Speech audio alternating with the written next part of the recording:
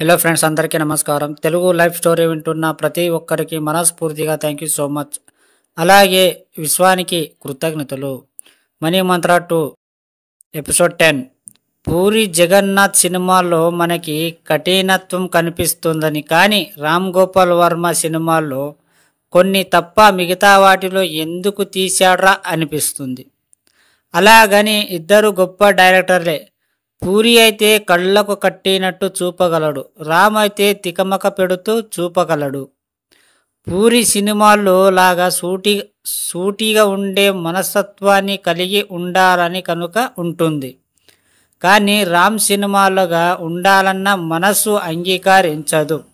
కానీ ఇద్దరివే మాత్రం ఒకటే గురు శిష్యులు, ఒకే మనస్తత్వం. పూరి సినిమాని తట్టుకునేంత శక్తి మనకుంది, రామ్ని భరించలేం.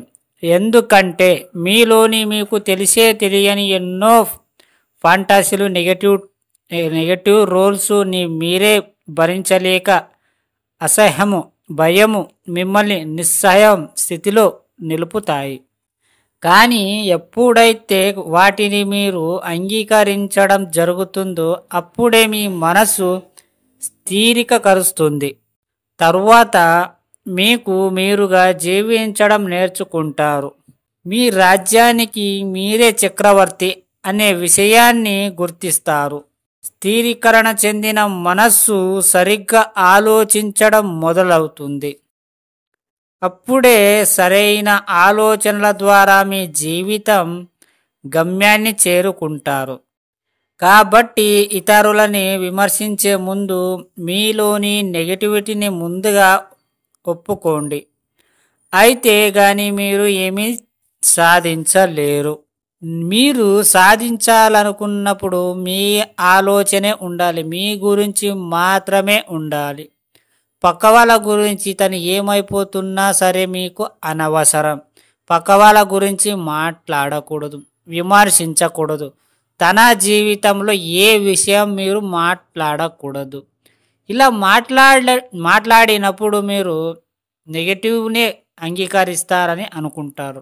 మీరు జీవితంలో సాధించాలి అంటే కేవలం మీ గురించి, డబ్బు కావాలంటే మీ గురించి, డబ్బు గురించి మాత్రమే ఆలోచించాలి. ఎన్నో సమస్యలు వచ్చిన మధ్యలో నెగటివ్స్ వచ్చిన దాన్ని స్వీకరించకండి.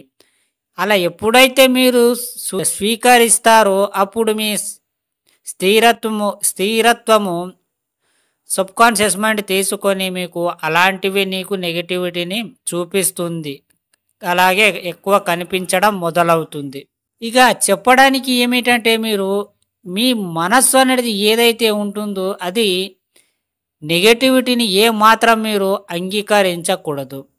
కేవలం పాజిటివ్ మాత్రమే అంగీకరించినప్పుడు మీ సబ్కాన్షియస్ మైండ్ పాజిటివ్ తీసుకొని మీ ముందు పాజిటివ్ విషయాలే మీ ముందు ఉంచబడుతుంది.